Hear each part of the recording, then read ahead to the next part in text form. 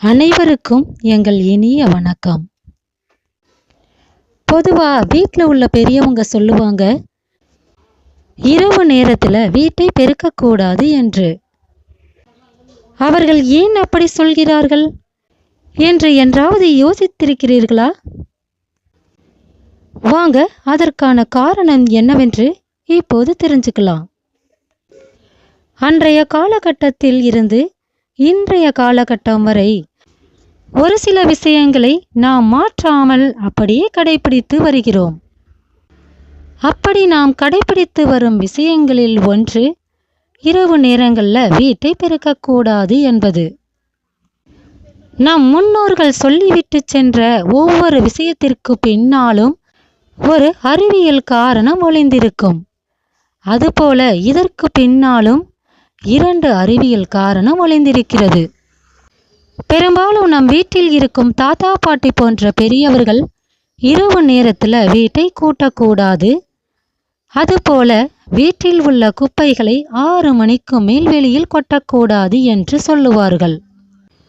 இந்த பழக்கம் சில கிராம பகுதிகளில் இன்றும் கடைபிடிக்கப்பட்டு வருகிறது.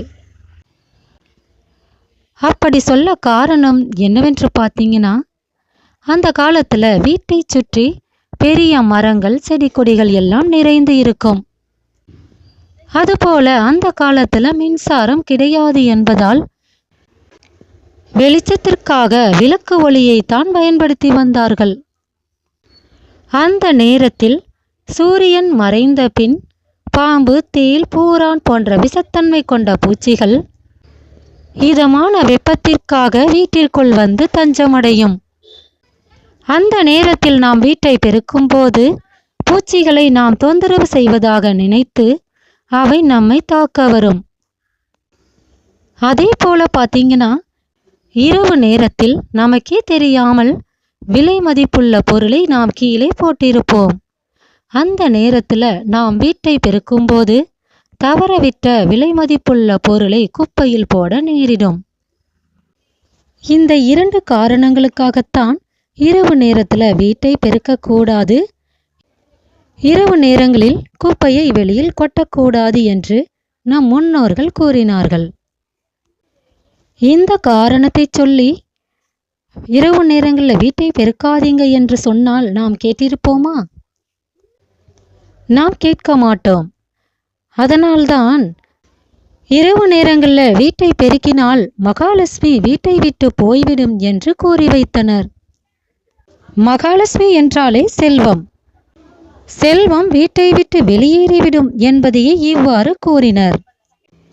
இப்போது கொஞ்சம் ஆராய்ந்து பார்த்தால் இரவு நேரங்களில் வீட்டை பெருக்கக்கூடாது என்பதற்கான அறிவியல் காரணமும் ஆன்மீக காரணமும் ஒன்றாகத்தான் இருக்கிறது. சில நேரங்களில் அறிவியல் காரணங்களை சொல்வதை விட ஆன்மீக காரணங்களை சொன்னால்தான் நாம் கேட்கிறோம். நம் முன்னோர்கள் கூறும் ஒவ்வொரு விஷயத்திலும் ஒரு அறிவியல் உண்மை ஒளிந்திருக்கிறது என்பதை இப்போதாவது தெரிந்து கொண்டீர்களா? இனியாவது நம் முன்னோர்கள் வகுத்துள்ளதை அலட்சியம் செய்யாது கடைபிடித்து ஆரோக்கியமாக வாழ்வோம்.